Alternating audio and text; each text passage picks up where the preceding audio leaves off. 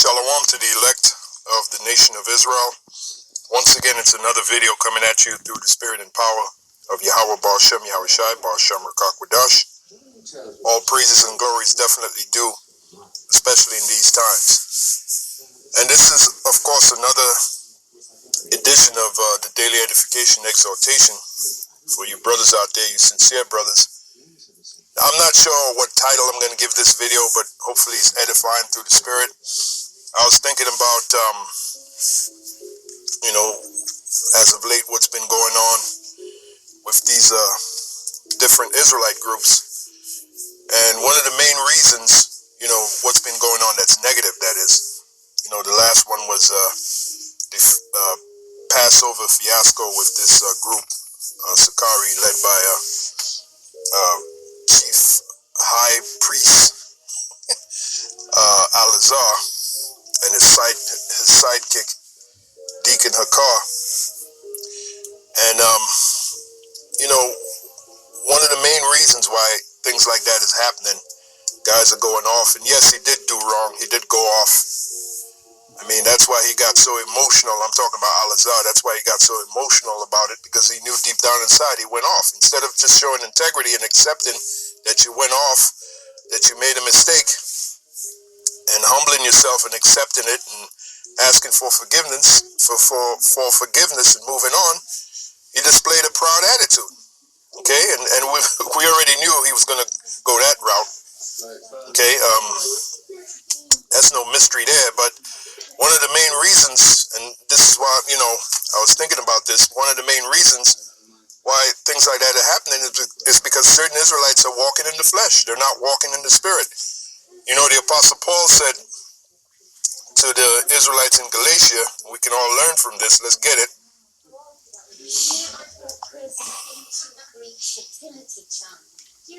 Bear with me for a minute.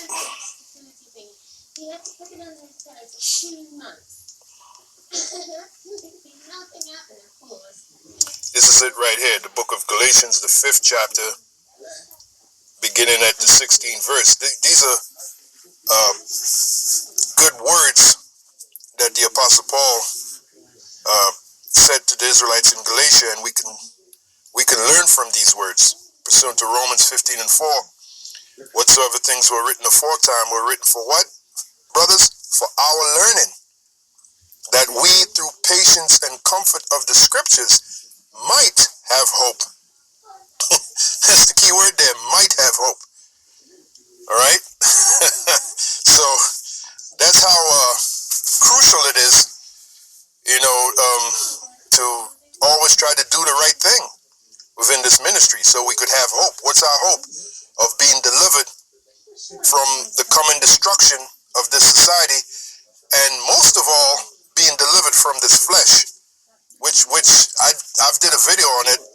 I've did plenty of videos on this flesh. This flesh is the bane of our existence. And the word bane means death.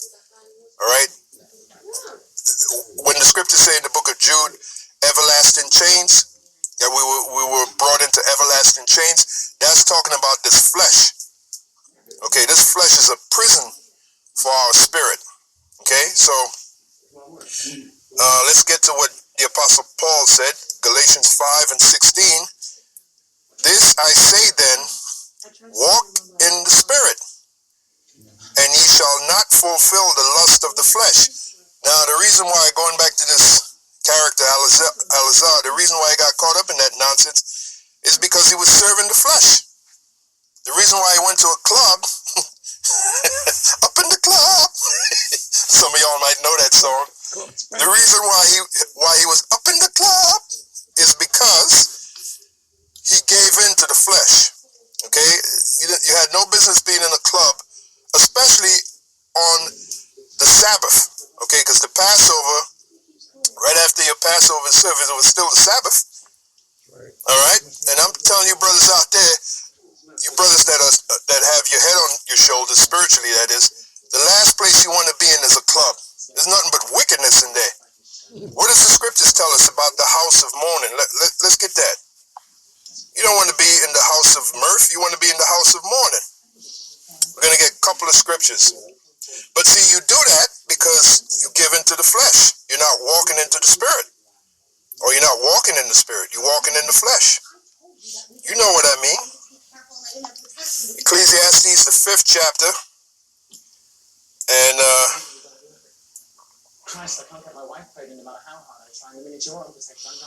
bear with me for a minute. Is that your interpretation? It's a child conceived of genuine passion. Or is it the 7th chapter? There it is. It's the 7th chapter. Ecclesiastes, the 7th chapter, the 2nd verse. It is better to go to the house of mourning.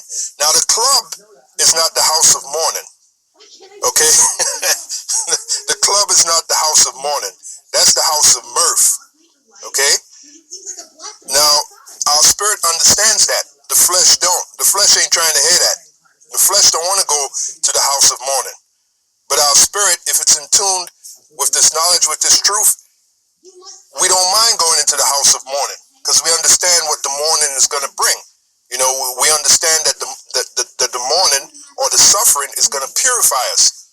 Pursuant to Hebrews, the 2nd chapter, the 10th verse, like it purified Yahushai. We understand this. Our spirit understands this. But our flesh don't.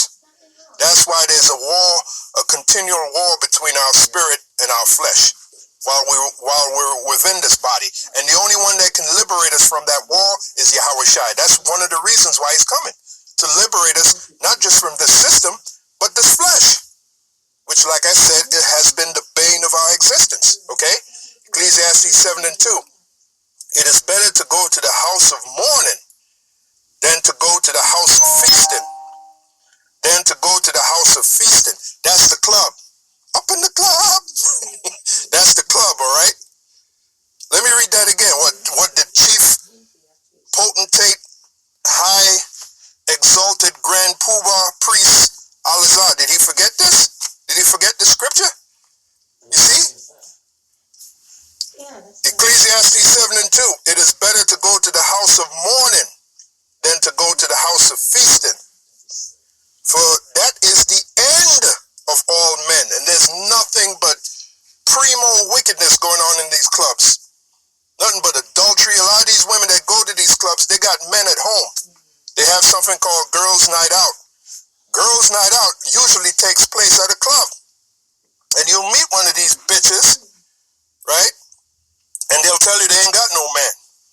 Then you go and you have sex with them, and you committed adultery, okay?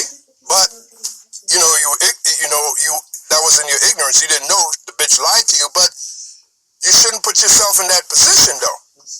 Okay, that's the point. You go into a club, you should already know that the majority of these women in the clubs, they're nothing but adulterous whores. Tell you like it is. There are adulterous whores out here too, but especially in the club. Man, I can't tell you when last I've been to a club. I used to go to clubs, okay? But I can't tell you when last I've been in a club because as trying to be a spiritual man of Yahweh Shemiah Shai, I know that's the last place I want to be. If you see me in a club, that means the Most High gave me spiritual power, and just like that scene from the movie Hellraiser, just like Pinhead went in that club and started getting busy. You know what I mean by getting busy? That's what I would be doing in the club. Bringing the Most High's vengeance, you know? That's the only reason I would go to a club, okay? Because there's nothing but wickedness in that club, all right? So I'm telling you, brothers, right now, that's the last place as a spiritual man of Yahweh Shemiah Shai, that's the last place you want to be, in them damn clubs. Nothing but wickedness in there, okay? Ecclesiastes 7 and 2, let's read it again. It is better to go to the house of mourning than to go to the house of feasting. For that is the end. For that is the end of all men, and the living will lay it to his heart. What do you think that means? Who is the living? Those of us that know this truth will consider it. That's what it means, lay it to his heart. Meaning we'll consider it and learn from it. Okay? The living will lay it to his heart. Now let's read the next verse. Sorrow is better than laughter. Okay? Sorrow is better than laughter, and that's true. Because sorrow, it cleanses the mind. It gets rid of all that stupidity and silliness out of us. Sorrow does. Okay? Sorrow is better than laughter. Now there's a scripture in the Apocrypha that lines up with that, where it says a wise man doth scarcely smile a little. Okay, that's in the Apocrypha. It says a wise man doth scarcely smile a little. Okay? So any brother find that, they can put it in the comment section. Alright, it says sorrow is better than laughter, for by the sadness of the countenance, which you're not going to get in the club, up in the club, you're not going to get that, alright? For by the sadness of the countenance, that's another word for face, the heart is made better. What's the heart? The mind. So you mean to tell me those guys at Sakari forgot this?